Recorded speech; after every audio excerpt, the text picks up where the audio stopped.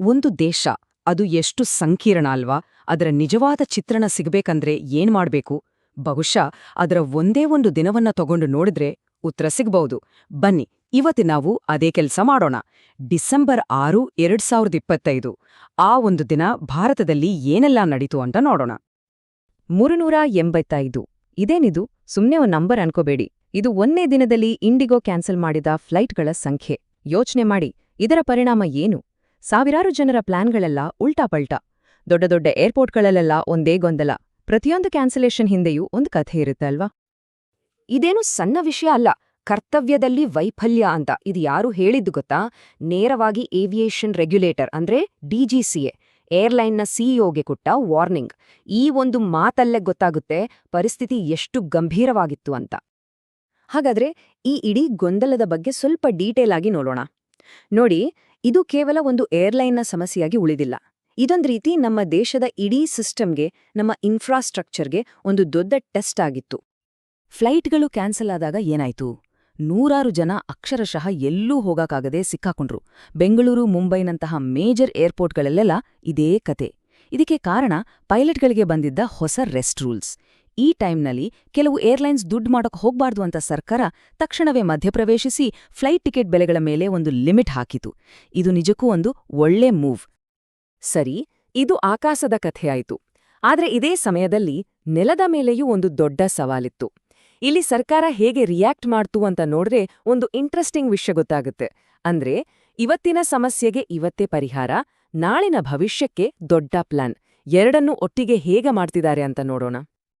ಇದನ್ನೋಡಿ, ಒಂದ್ ಕಡೆ ಹಬ್ಬದ ರಶ್, ಅದನ್ನ ನಿಭಾಯಿಸೋಕೆ ಉತ್ತರ ರೈಲ್ವೆ ತಕ್ಷಣಕ್ಕೆ 13 ಸ್ಪೆಷಲ್ ಟ್ರೈನ್ ಬಿಟ್ಟಿದೆ.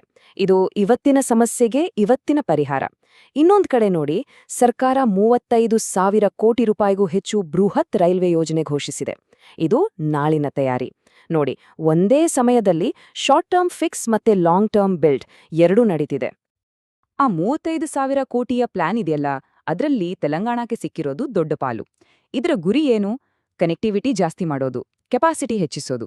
ಅದಕ್ಕಾಗಿ 6 ಹೊಸ ಲೈನ್ಗಳನ್ನ ಹಾಕ್ತಿದ್ದಾರೆ, ಮತ್ತೆ ಈಗಾಗ್ಲೇ ಇರೋ 14 ರೂಟ್ಗಳನ್ನ ಡಬಲ್ ಅಥವಾ ಮಲ್ಟಿ ಟ್ರ್ಯಾಕ್ ಮಾಡ್ತಿದ್ದಾರೆ. ಅಂದ್ರೆ ಇದು ಸುಮ್ನೆ ಒಂದು ಅನೌನ್ಸ್ಮೆಂಟ್ ಅಲ್ಲ, ಬದಲಿಗೆ ಆ ಇಡೀ ಪ್ರದೇಶದ ಸಂಪರ್ಕ ವ್ಯವಸ್ಥೆಯನ್ನೇ ಬದಲಾಯಿಸೋ ಒಂದು ದೊಡ್ಡ ಸ್ಕೆಚ್. ಸರಿ, ಈ ಎಲ್ಲ ಸಮಸ್ಯೆಗಳು, ದೊಡ್ಡ ದೊಡ್ಡ ಯೋಜನೆಗಳ ಮಧ್ಯೆ ದೇಶದ ಆರ್ಥಿಕ ಪರಿಸ್ಥಿತಿ ಹೇಗಿದೆ? ಪ್ರಧಾನಮಂತ್ರಿಯವರ ಒಂದು ಹೇಳಿಕೆ ಗಮನ ಸೆಳೆಯುತ್ತೆ. ಭಾರತ ಇಂದು ಅಧಿಕ ಬೆಳವಣಿಗೆ ಮತ್ತು ಕಡಿಮೆ ಹಣದುಬ್ಬರದ ಮಾದರಿಯಾಗಿ ನಿಂತಿದೆ ಅಂತ. ಈ ಮಾತಲ್ಲಿ ಎಷ್ಟು ಸತ್ಯವಿದೆ ನೋಡೋಣ ಬನ್ನಿ. ಈ ಚಾರ್ಟ್ ನೋಡಿದ್ರೆ ಚಿತ್ರಣ ಸ್ಪಷ್ಟವಾಗುತ್ತೆ. Q2 ಅಲ್ಲಿ ಭಾರತದ ಜಿಡಿಪಿ ಗ್ರೋಥು ಸುಮಾರು 8%. ಅದನ್ನೇ ಬೇರೆ ದೊಡ್ಡ ಆರ್ಥಿಕತೆಗಳ ಸರಾಸರಿಗೆ ಅಂದ್ರೆ 2.5%ಕ್ಕಿಂತ ಸ್ವಲ್ಪ ಹೆಚ್ಚಿಗೆ ಹೋಲಿಸಿದ್ರೆ ವ್ಯತ್ಯಾಸ ಎಷ್ಟಿದೆ ಅಂತ ಸ್ಪಷ್ಟವಾಗಿ ಕಾಣುತ್ತೆ. ಈ ನಂಬರ್ಸ್ ನಿಜಕ್ಕೂ ಭಾರತದ ಆರ್ಥಿಕತೆಯ ವೇಗವನ್ನು ತೋರಿಸುತ್ತೆ. ಆರ್ಥಿಕವಾಗಿ ಇಷ್ಟು ಬಲವಾಗಿರುವಾಗ ಜಗತ್ತಿನ ಮುಂದೆ ನಮ್ಮ ನಿಲುವು ಹೇಗಿರ್ಬೇಕು? ಇದೇ ವಿಷಯವಾಗಿ ವಿದೇಶಾಂಗ ಸಚಿವ ಎಸ್ ಜೈಶಂಕರ್ ಅವರು ಒಂದು ಮಾತು ಹೇಳಿದ್ರು. ಭಾರತಕ್ಕೆ ಆಯ್ಕೆಯ ಸ್ವಾತಂತ್ರ್ಯ ಅಥವಾ ಫ್ರೀಡಮ್ ಆಫ್ ಚಾಯ್ಸ್ ತುಂಬಾ ಮುಖ್ಯ ಅಂತ. ಅಂದ್ರೆ ನಾವು ಯಾರ ಪರ ಅಥವಾ ವಿರೋಧ ಅಂತ ಅಲ್ಲ, ನಮ್ಮ ಹಿತಾಸಕ್ತಿಗೆ ಯಾವುದು ಸರಿ ಇದೆಯೋ ಆ ನಿರ್ಧಾರ ತೆಗೆದುಕೊಳ್ಳುತ್ತೇವೆ ಅನ್ನೋದು ಇದರ ಸ್ಪಷ್ಟ ಸಂದೇಶ. ಓಕೆ, ಇಷ್ಟೊತ್ತು ನಾವು ನೋಡಿದ್ದು ಪಾಲಿಸಿ, ಇನ್ಫ್ರಾಸ್ಟ್ರಕ್ಚರ್, ಎಕಾನಮಿ. ಇದೆಲ್ಲ ಒಂದು ದೇಶದ ಮೆದುಳು ಮತ್ತು ದೇಹ ಇದ್ದ ಹಾಗೆ. ಆದ್ರೆ ಒಂದು ದೇಶಕ್ಕೆ ಹೃದಯ ಅಂತನೂ ಇರುತ್ತಲ್ವಾ? ಅದುವೇ ಅದರ ಕ್ರೀಡೆ, ಅದರ ಸಂಸ್ಕೃತಿ. ಈಗ ಆ ಕಡೆ ಸ್ವಲ್ಪ ಗಮನ ಹರಿಸೋಣ. ಮೊದಲಿಗೆ ಕ್ರಿಕೆಟ್. ಸೌತ್ ಆಫ್ರಿಕಾ ವಿರುದ್ಧದ 3ನೇ ODI ಮ್ಯಾಚ್ ಮತ್ತು ಭಾರತಕ್ಕೆ ಒಂದು ಭರ್ಜರಿ ಜಯ. ಇದು ನಿಜಕ್ಕೂ ಕ್ರಿಕೆಟ್ ಪ್ರೇಮಿಗಳಿಗೆ ಹಬ್ಬದೂಟದಂತ ಸುದ್ದಿ. ಈ ಗೆಲುವಿನ ಹೀರೋಗಳು ಯಾರು?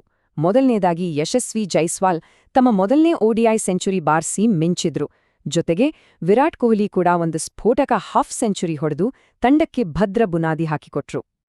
9 ಇದು ಬರೀ ನಂಬರಲ್ಲ, ಭಾರತ ಗೆದ್ದ ವಿಕೆಟ್ಗಳ ಅಂತರ. ಅಂಥ ಒಂದು ದೊಡ್ಡ ಮಾರ್ಜಿನಿಂದ ಗೆದ್ದು ಭಾರತ 2-1 ಅಂತರದಲ್ಲಿ ಸರಣಿಯನ್ನೇ ತನ್ನದಾಡಿಸಿಕೊಂಡಿತು. ಎಂಥ ಪರ್ಫಾರ್ಮೆನ್ಸ್! ಕ್ರಿಕೆಟ್ನ ಈ ಸಂಭ್ರಮದ ಜೊತೆಗೆ ನಮ್ಮ ಸಂಸ್ಕೃತಿಯ ಸಂಭ್ರಮವೂ ನಡೀತಿತ್ತು. ಲಕ್ನೋದಲ್ಲಿ ದೇಶಜ್ ಅನ್ನೋ 2 ದಿನಗಳ ಜಾನಪದ ಮತ್ತು ಪರಂಪರೆಯ ಉತ್ಸವ ಶುರುವಾಗಿತ್ತು. ಏನಿದು ದೇಶಜ್ ಉತ್ಸವ? ಇದು ಭಾರತದ ಬೇರೆ ಬೇರೆ ರಾಜ್ಯಗಳ ಜಾನಪದ ನೃತ್ಯ, ಸಂಗೀತ, ಕಲೆ ಎಲ್ಲವನ್ನೂ ಒಂದೇ ಕಡೆ ತರುವ ಒಂದು ವೇದಿಕೆ. ಉದಾಹರಣೆಗೆ ಕೇರಳದ ಅದ್ಭುತ ತೆಯ್ಯಂ ಇರಬಹುದು ಅಥವಾ ಗುಜರಾತಿನ ಲವಲವಿಕೆಯ ಡಾಂಗಿ ನೃತ್ಯ ಇರಬಹುದು. ನಿಜಕ್ಕೂ ಭಾರತದ ಸಾಂಸ್ಕೃತಿಕ ವೈವಿಧ್ಯತೆಯ ಒಂದು ಅದ್ಭುತ ಪ್ರದರ್ಶನ. ಹಾಗಾದ್ರೆ ಒಂದೇ ದಿನ ಡಿಸೆಂಬರ್ 6 ನಾವ್ ಏನೆಲ್ಲ ನೋಡಿದ್ವಿ? ಆಕಾಶದಲ್ಲಿ ಬಿಕ್ಕಟ್ಟು, ನೆಲದ ಮೇಲೆ ಭವಿಷ್ಯದ ಬೃಹತ್ ನಿರ್ಮಾಣ, ಆರ್ಥಿಕತೆಯ ವೇಗ ಮತ್ತು ಇನ್ನೊಂದೆಡೆ ಕ್ರಿಕೆಟ್ನ ಗೆಲುವು, ಸಂಸ್ಕೃತಿಯ ಸಂಭ್ರಮ. ಬಿಕ್ಕಟ್ಟು, ನಿರ್ಮಾಣ ಮತ್ತು ಸಂಸ್ಕೃತಿ ಈ ಮೂರೂ ಸೇರಿ ಒಂದು ದೇಶದ ಚಿತ್ರಣವನ್ನ ಕೊಡುತ್ತೆ ಅಲ್ವಾ? ಹಾಗಾದ್ರೆ ಒಂದು ದೇಶದ ಕೇವಲ ಒಂದೇ ಒಂದು ದಿನ ಅದರ ಭವಿಷ್ಯದ ಬಗ್ಗೆ ಇಷ್ಟೆಲ್ಲ ಹೇಳುತ್ತೆ ಅಂದ್ರೆ ಅದರ ಇಡೀ ಪಯಣ ಎಂಥದ್ದಿರ್ಬೋದು? ಇದೊಂದು ಯೋಚಿಸ್ಬೇಕಾದ ಪ್ರಶ್ನೆ.